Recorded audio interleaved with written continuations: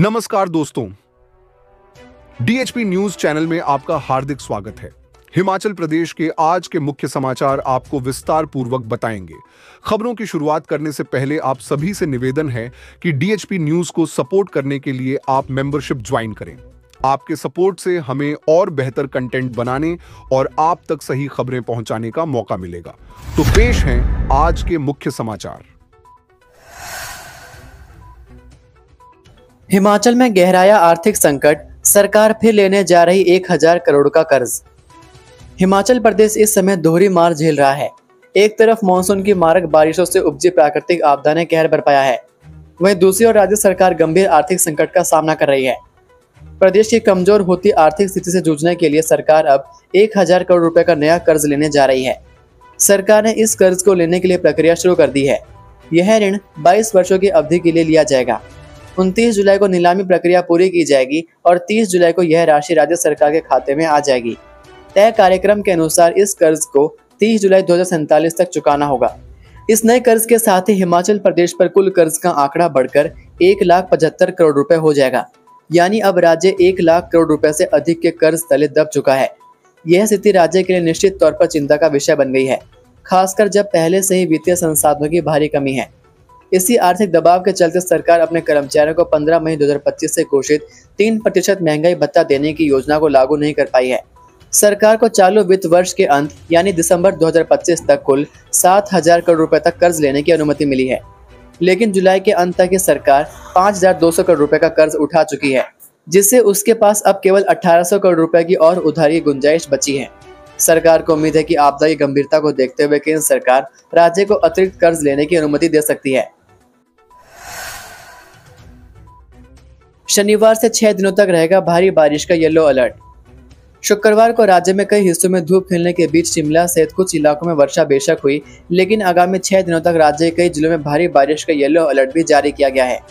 शुक्रवार को शिमला में धूप खिलने के साथ 8 मिलीमीटर वर्षा हुई। मौसम विभाग के अनुसार इस महीने 25 दिनों में सामान्य से 3% कम मेघ बरसे। इस अवधि में सामान्य वर्षा 201.3 मिलीमीटर होती है, जबकि इसकी एवज में अभी तक 194.6 मिलीमीटर वर्षा हुई। सबसे अधिक वर्षा शिमला जिला में 77 और मंडी में 68% अधिक हुई है, जबकि सबसे कम वर्षा लाहौल स्पीति में -75 व चंबा में -49% हुई है। हालांकि मौसम विभाग ने चेताया है कि प्रदेश में एक बार फिर भारी बारिश का दौर लौटने वाला है। विभाग ने 26 से 31 जुलाई तक कई जिलों में भारी वर्षा का येलो अलर्ट जारी किया है, विशेषकर 26 जुलाई को मंडी, शिमला और सिरमौर जिलों के कुछ क्षेत्रों में। हिमाचल आपदा पीड़ितों के लिए दिल्ली में हर दरवाजे पर गए बीजेपी नेता, अब वित्त मंत्री के समक्ष रखी ये मांग। हिमाचल प्रदेश भाजपा का प्रतिनिधि मंडल दिल्ली में केंद्रीय नेताओं से मिलकर उन्हें प्रदेश की स्थिति से अवगत करवा रहा है। बीते रोज इस प्रतिनिधि मंडल ने नड्डा की अगुवाई में केंद्रीय गृह मंत्री अमित शाह और सड़क परिवहन मंत्री नितिन गडकरी से मुलाकात की थी।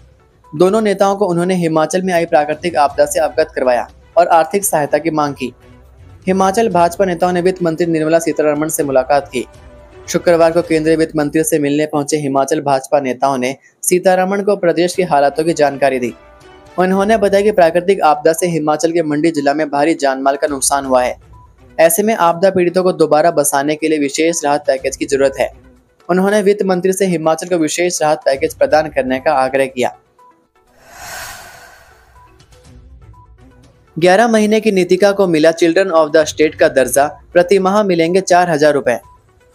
हिमाचल के मंडी जिला में 30 जून 2025 को आई विनाशकारी आपदा ने न केवल पहाड़ों को छलनी कर दिया, बल्कि कई परिवारों की खुशियां भी हमेशा के लिए छीन ली।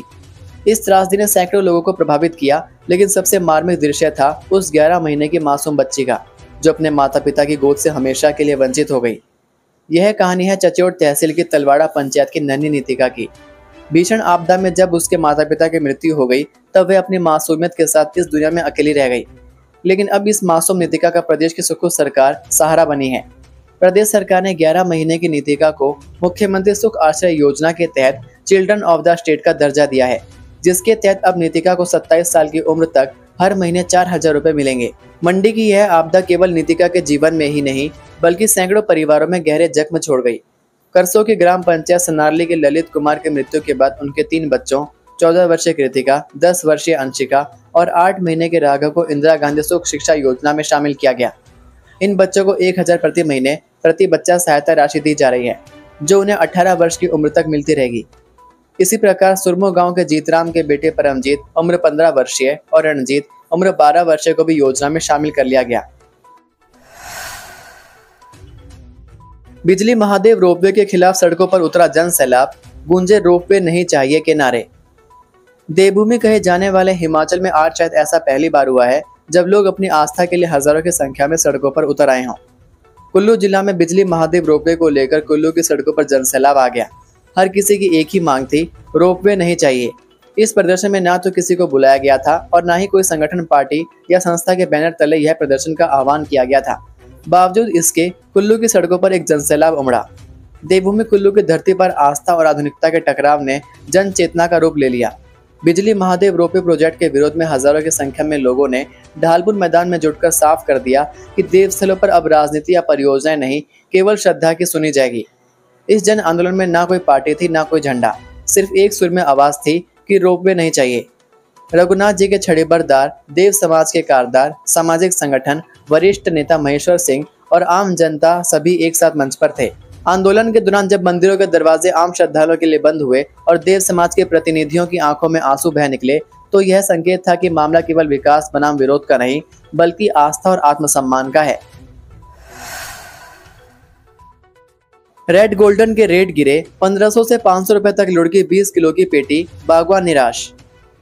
राजधानी के भट्टागुफर फल मंडी में सीजन ने रफ्तार पकड़ ली है। मंडी में सेब और नाशपाती की आवक में बढ़ोतरी हो गई, जिससे दामों में गिरावट आ गई। एक हफ्ते पहले तक 1200 से 1500 रुपए में बिकने वाली रेड गोल्डन सेब की 20 किलो की पेटी 500 से 1000 रुपए में बिक रही है। रॉयल सेब के दामों में भी 200 से 300 रुपए प्रति पेटी तक गिरावट आई। फल मंडी में एक हफ्ता पहले ए ग्रेड के सेब की पेटी 2400 से 3600 रुपए तक बिक रही थी। शुक्रवार को फल मंडी में यही सेब 2000 से 2800 रुपए प्रति पेटी तक बिका। दाम में गिरावट से बागवान निराश हैं। मंडी में ठियोग से सेब लेकर आए बागवान ने बताया कि निचले और मध्यम इलाकों वाले सेबों को हर वर्ष बेहतर दाम मिलते हैं। जब ऊंचाई वाले इलाकों में सेब सीजन शुरू होता है तो दाम गिर जाते हैं। इससे बागवानों को उनकी मेहनत का पैसा नहीं मिल पाता। बागवानों का कहना है कि इस साल सेब की पैदावार फफूंद वाले बीमारियों के कारण बहुत प्रभावित हुई है। दूसरी ओर सीजन शुरू होने के बाद फसल के बेहतर दाम नहीं मिल रहे हैं।